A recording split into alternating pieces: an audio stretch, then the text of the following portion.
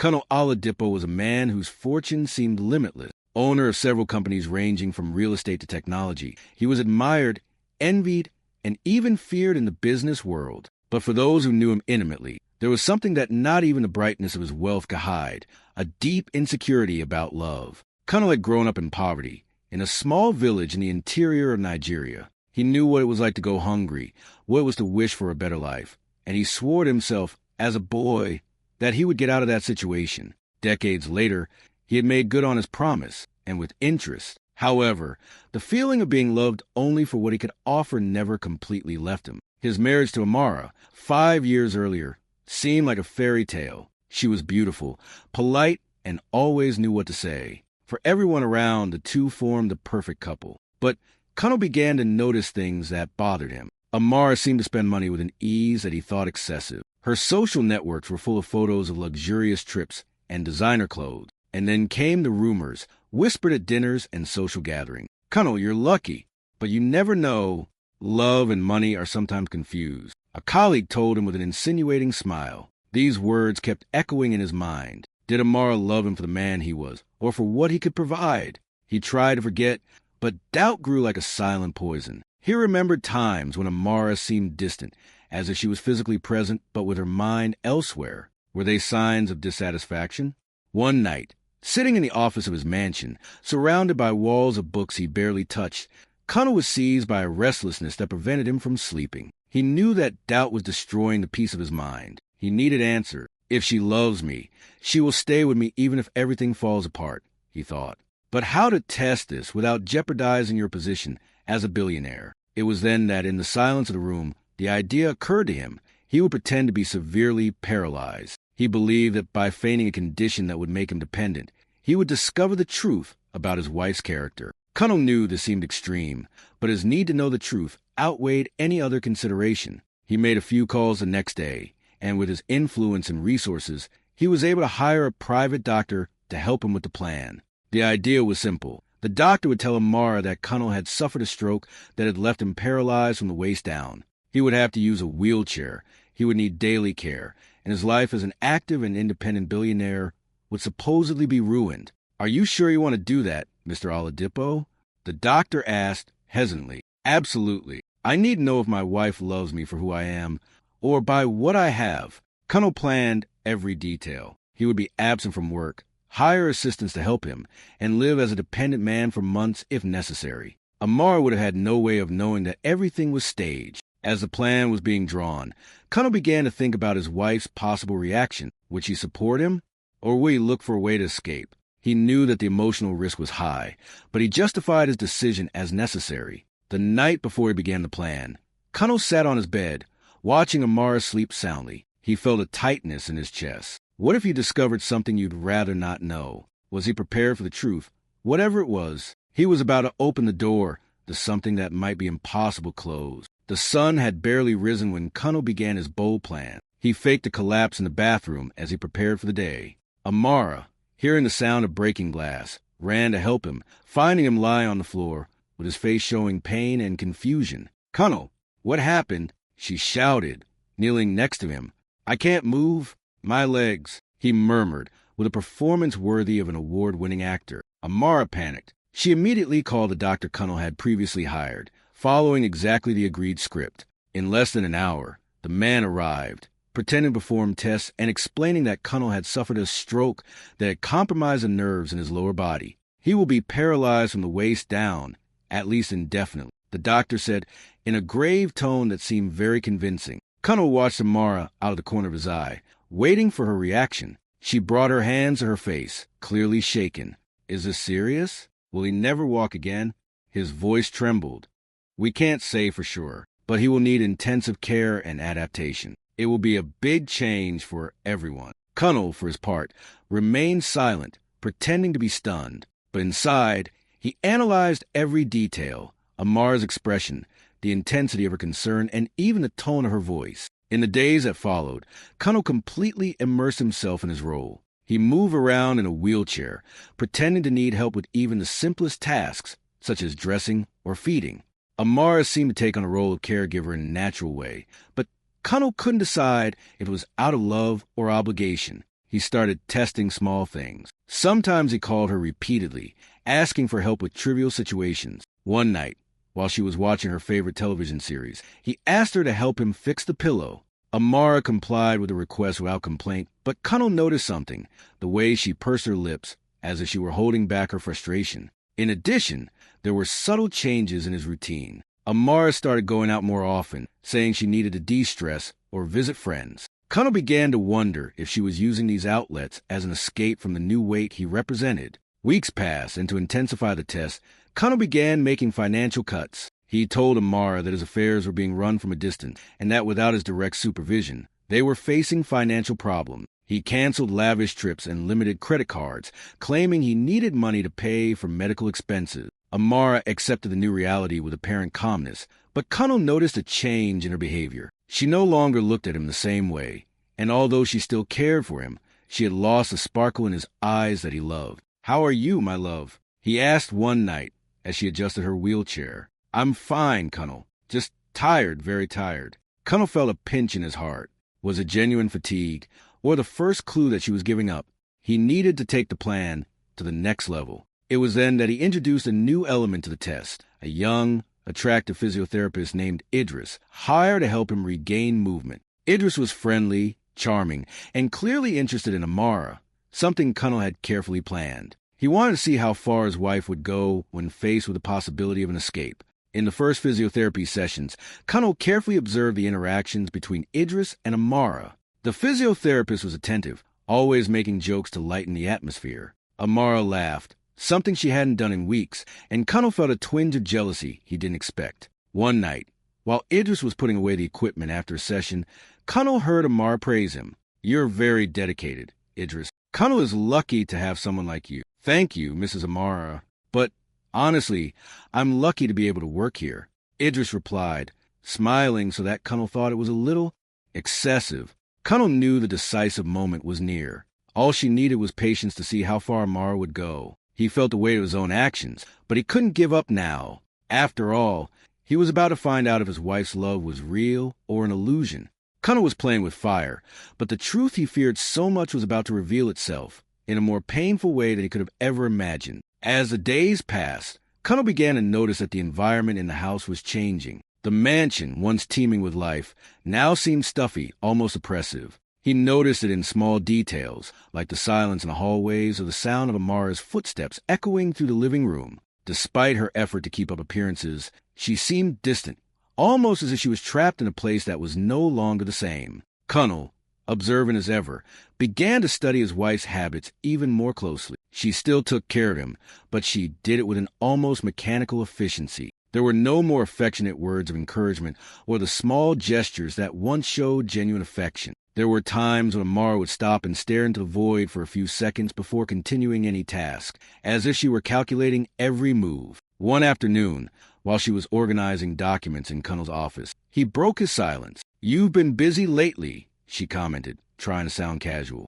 Amara looked at him quickly before answering.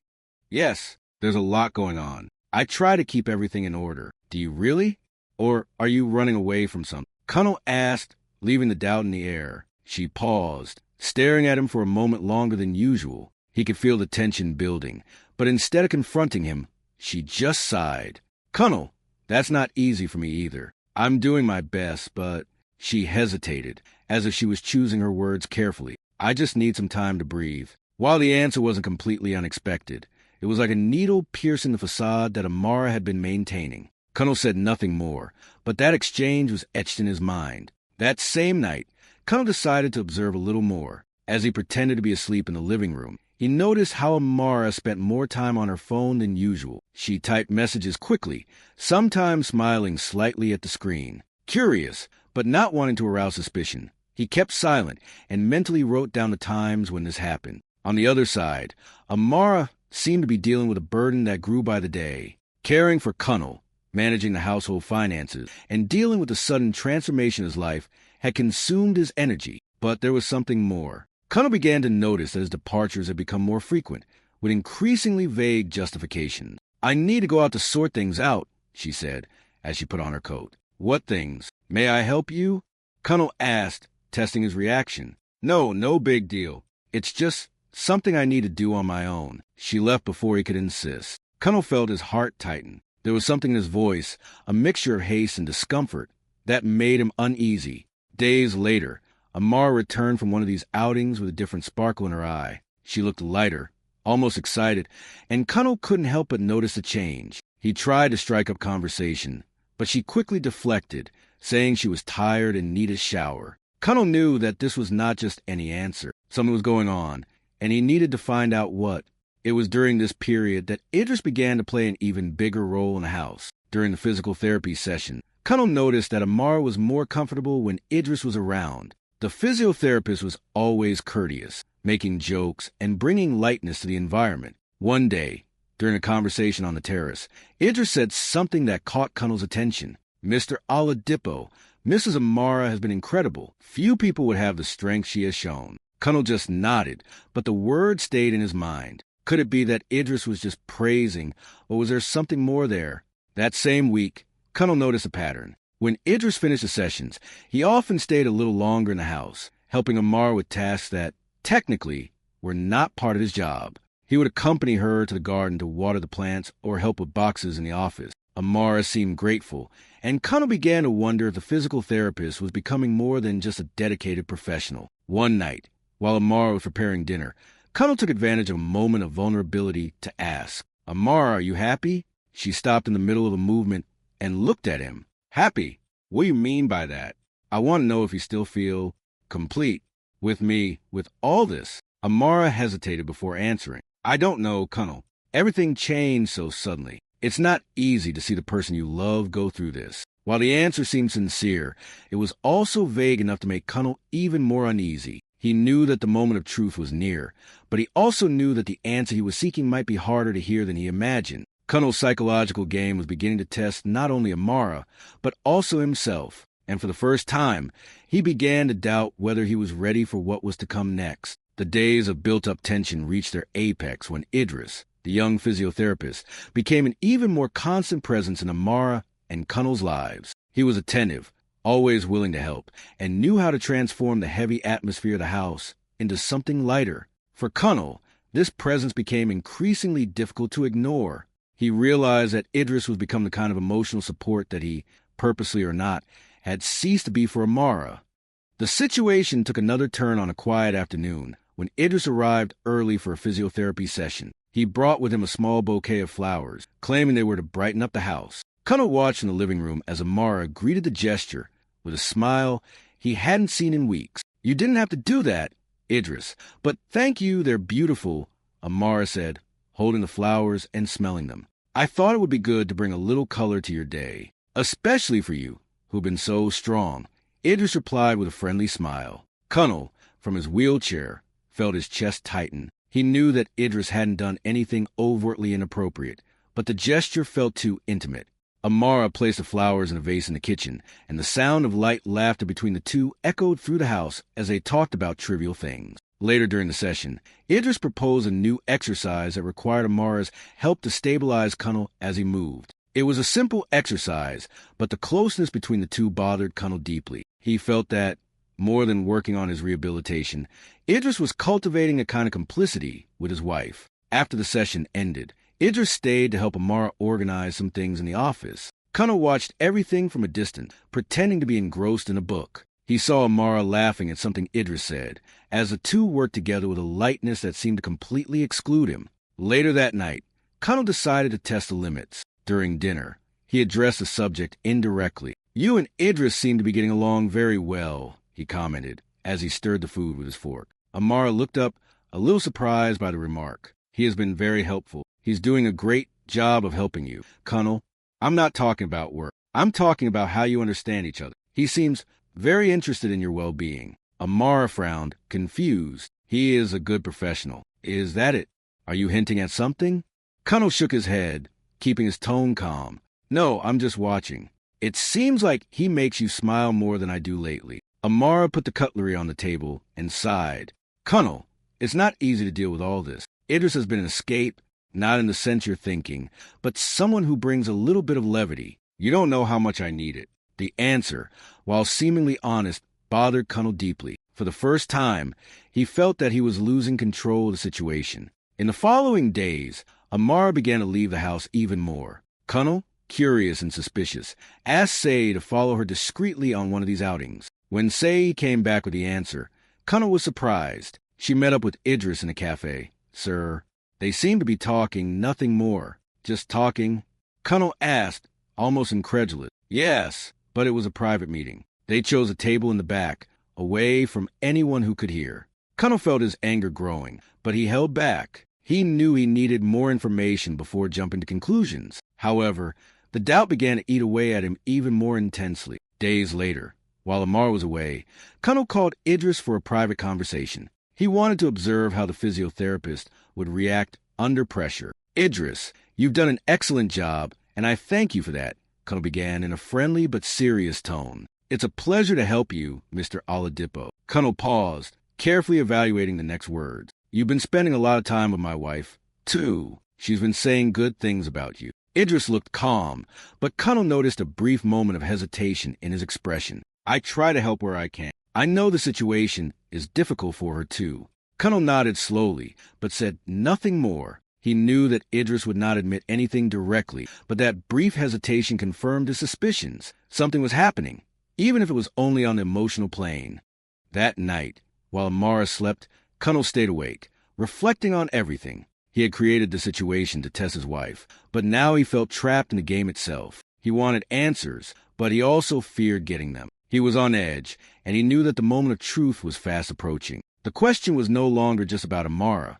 It was about whether he was prepared to face the consequences of what he had started. The atmosphere in the mansion became almost unbearable for Kunnel. The plan, which he initially believed was his way of reaching the truth, now seemed like a bottomless pit of anxiety. He saw Amara's every gesture and Idris's every word through the lens of distrust. Despite this, he knew he needed to see it through to the end. It was the only way to find out the truth about his wife's heart. One night, Amara announced that she would go out again. She looked more elegant than usual, in a blue dress that Kunnel hadn't seen in a long time. He tried to keep his cool as he watched her get ready in front of the mirror. You look beautiful, he said, without hiding his tone of curiosity. Thank you, Kunnel, she replied, applying her lipstick with precision. I'm going to dinner with some friends. Kunnel just nodded, but inwardly he knew something was wrong. He felt that Amara was hiding something, and it made him uneasy. As soon as she left, he called Say once more and asked her to follow Amara, as he had done before.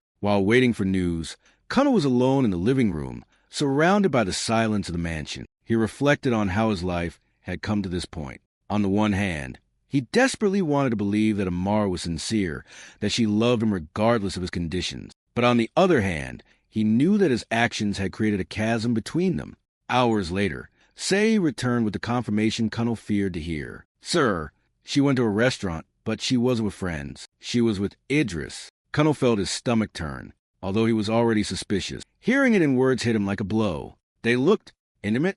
He asked, his voice almost failing. Say hesitated. I can't say for sure. They talked a lot, smiled, but I didn't see anything physical. Still, they were alone in a discreet place. Kunnel was silent for a long moment, processing the information. He knew he needed to confront the situation, but he didn't know how. He decided to wait for Amara to return home. When she finally arrived, it was already past 11 at night. She entered the room with light steps, as if trying to avoid waking Kunnel. But he was waiting. How was dinner?